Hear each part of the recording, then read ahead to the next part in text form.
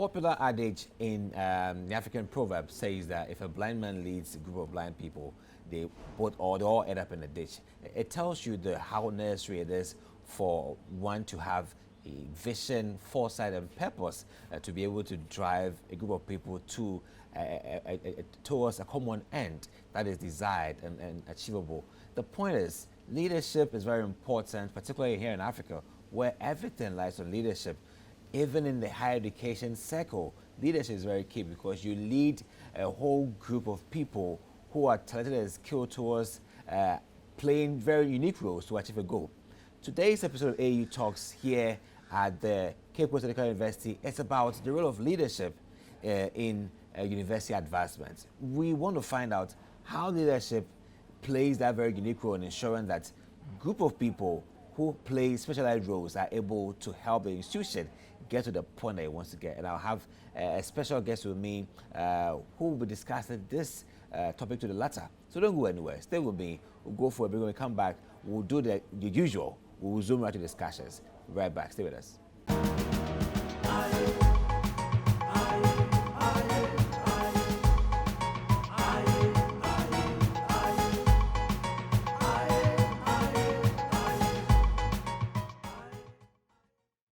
So I'm glad to have you back watching AAU Talks on AAU TV, the voice of higher education in Africa. My name is Ajiman Oshodako, and we're still bringing you very unique series from the CCTU tour. So AAU Talks visited a CCTU and we're having a great discussion. And today on the show is Mr. Michael Magnus Bentil. He is the Director, Consular and General Services here at the Cape Coast Technical University. Mr. Bentil, you're welcome to AAU Talks. Thank you. Great. He was also the former registrar for this institution, and so we're speaking to a pioneer. Very, very glad to have you with us. And this discussion, I mean, it's very important because we've had lots of willings to do and woings to do on leadership. Today, leadership, tomorrow, leadership. And higher education's fate lies so much in leadership. But for your years of experience and observation and your contribution to university leadership and advancement, what stake would you say leadership holds in university or in higher education advancement? Yeah, when you consider the universities, it needs leadership to be able to achieve its objectives. Like every organization, we recently launched our strategic plan. And to be able to achieve the strategic goals, it takes leadership to be able to achieve that. And so leadership is very important. In an academic institution like Cape Coast Technical University, where we have various departments, you need leadership to be able to develop curricula, to be able to train students who will fit into the job market, and to create a niche for the institution. Without leadership, this niche cannot be achieved. And the students who find their way here cannot achieve their goal of attaining a higher education to meet the markets of Ghana. So it is very important. Great. Looking at from that perspective, playing that pivotal role in ensuring that the university runs successfully, from your experience, would you say that leadership here in Africa has had some sort of depth that needs to be filled? Yes, when you look at the African universities, because the university education did not come from Africa, we always need some new ideas to be able to meet the challenging needs of not only our country, but the world at large. The world is becoming a global village, and for that matter, every knowledge needs to be tapped by all other people within the global setting. And so we need more training to be able to compete favorably with the outside world. Let's take it from the view of Cape Coast Technical University. How well have you been able to demonstrate the kind of leadership in terms of the various I would say the various qualities of leadership? How well have you been able to demonstrate leadership here in this institution? As a tertiary institution, without mandate to train manpower for not only for Ghana, but for the international market. You need leadership to be able to achieve that goal. And for that, leadership plays a unique role. One, in coming out with curricula. Two, in training the manpower that comes to the institution. For instance, when it comes to the department, every department is challenged to ensure that students who gain admission to their faculties are able to go through the program successfully and also become meaningful citizens for their country. And so leadership is of importance. Without leadership, we couldn't train the students. And so you need leadership at the departmental level, leadership at the school or faculty level, and leadership at the managerial level. So we have 3 tiers of leadership within the institution. The academic board takes the bulk of the decisions for the day-to-day running of the place. Council formulate policies. So we ignore council but talk about those who run the day-to-day activities. That's the academic board. From there, you talk about the department and then the school. The school meets at regular interval to discuss what the direction of the school is, and the department looks at those things and ensure that each department plays its pivotal role in achieving the goals of the school. So that is the way our leadership system runs. So with regards to your background and richness of knowledge and service in this institution, you've seen the transition in and out of some leadership styles and the ones that have been, you've seen on the output. If you were to express these kind of leadership styles that you've been through or experienced or worked on, and which one fits well in a technical university setting? I think the current one fits, where departments are challenged to come out with programs and management offers the necessary support to ensure that their curricula receives the needed approval by the regulatory authorities to enable them run new programs. And again, when you look at the top-bottom approach that is also practiced, where management challenges the various departments to come out with new curricula or what we call new programs for the institution. Beyond these kinds of leadership that you expressed, are some bottlenecks. What are some of the bottlenecks that you have seen that can derail the advancement of higher education, particularly in a technical university setting, from your experience? Yeah, from my experience, the bottlenecks mostly come from external sources. Internally, staff are always challenged or eager to come out with new programs. And looking at the market, new programs based on the needs of the market. However, because every program is regulated, it must secure the approval of the regulatory body. So with the leadership, we provide the necessary support. Supports are given. The zeal is there to run or to mount more programs. But whatever is done, the regulatory authorities will have to give it blessing before that program could run. That is the major bottleneck to the advancement of technical education. But for the regulatory bodies, probably every institution could have done more than what they are doing now.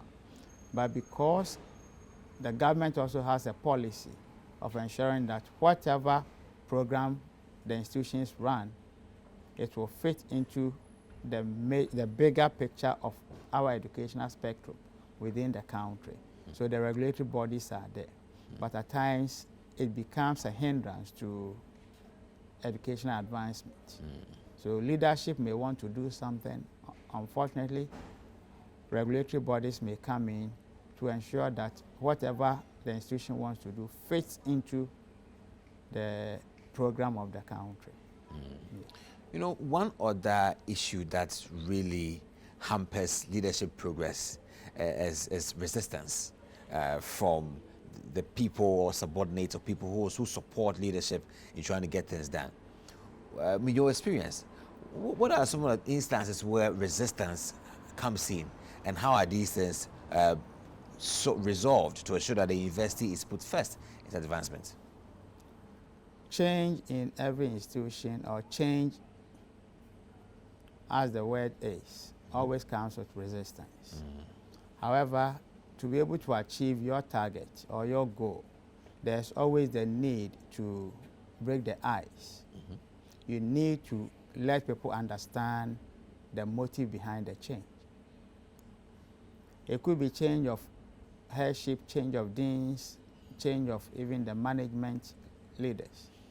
If people don't understand the motive behind the change, resistance comes. And so what we normally do is the provision within the statutes that we operate with. Like we talk about the convocation, which consists of meeting of all senior members. So at that forum, opportunities are given for every member of staff to air his or her grievance. And when that happens, opportunity also comes for management to explain some of the things that members of faculty may not be appreciative of. And the committee system also affords people the opportunity to actually appreciate and understand the way things are. Because management might meet, discuss things, and then try to implement whatever they want to. Before the implementation could be accepted by all, the various committees on campus are also given opportunity to express their views. And that helps in achieving the targets. Like at the departmental level, the departmental meetings, views are shared, and it is carried on to the school board, where the dean chairs that committee for them to deliberate on matters before it gets to academic board and at times to convocation. So these steps ensure that change does not come with a lot of resistance, because it emanates from the various ladder. So it is a bit easier when changes are being done. Great. So it's a very interesting conversation thus far with Mr. Michael Bentil on the role of leadership in ensuring academic advancement. So just don't go anywhere. We'll just take a short break. When we come back, we'll talk more about the role of leadership in ensuring that learners' performance is enhanced. Does leadership have a bearing in there? We'll find out from him more after the short break. Stay with us.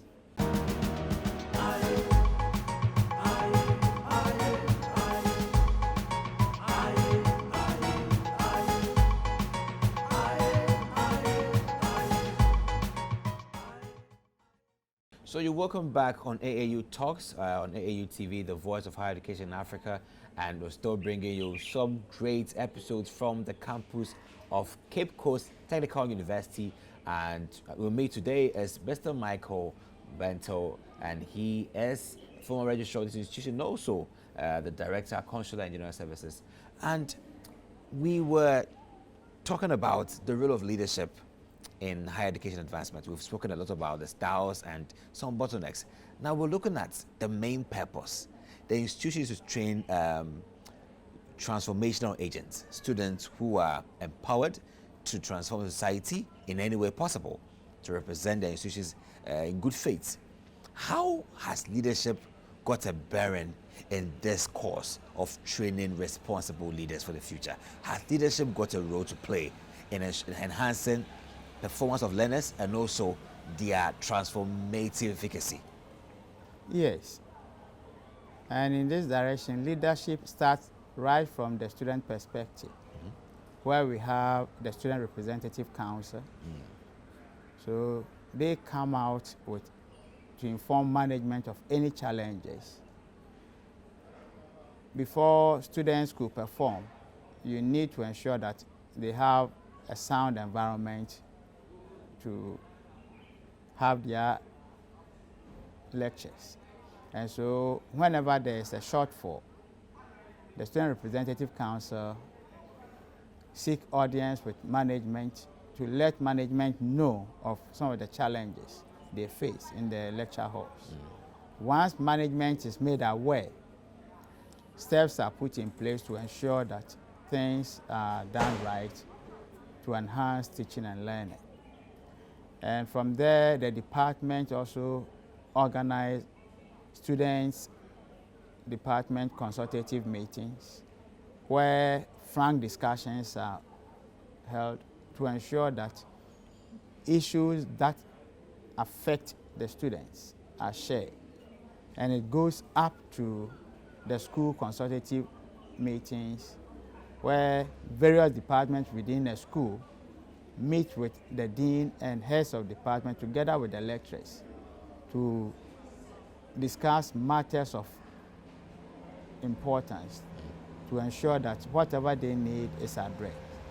Again, management these days is not about office management, but on the job management. How is that depicted? That is depicted by management not sitting in their offices, but try to go down to where the action is. Meaning that you find management, top management, working to the various lecture areas to see for themselves how the facilities are and whether those who are in charge of the facilities are taking good care of them, and to see that any need that has not been officially reported are notified. They notice these things and quickly they try to put in place things that will help to facilitate teaching and learning. And so management does not just sit, but it's leadership by doing. They go down to see to it that things that needs to be done are done. You can be a leader, but if you don't go there, you wouldn't know. You wait for people to come and tell you what the challenges are. But with the interactive way of doing things, management gets first-hand information as to how things need to be done. And so that also helps to alleviate tension on campus and things get done. Yes. You know, there are some school of thoughts that leadership ought to be very open, very intuitive and inspirational, to be able to create that aura where everybody can also contribute to a good cause. What is your feedback? What is your feed on this, and how effective is this method? I think it is the right thing to do in modern leadership. A leader who always decides to sit on a high horse will never get results. And so leadership is about getting the trust of people, and then people understanding that they have to work as a team to achieve the set targets. So that is the brainchild of this institution. Basically, leaders at CCTU, for instance, hold discussions with every member of staff. There is that interactive way of doing things. So leaders get first-hand information as to the challenges confronting not just students but staff generally. And efforts that is being put in place are made known during these interactive sessions. And I think that is a good thing. We're looking at the broad picture, how leadership can improve the quality of education. In your perspective, what are some of the frontiers that leadership can take to improve the overall quality of education, research, development, innovation, and also in all parts of development institution? How can leadership play this role to ensure that there's total quality growth and development? There's this adage which goes that there's what we call leadership by example. And so the leaders are always challenged to do things for the followers to see.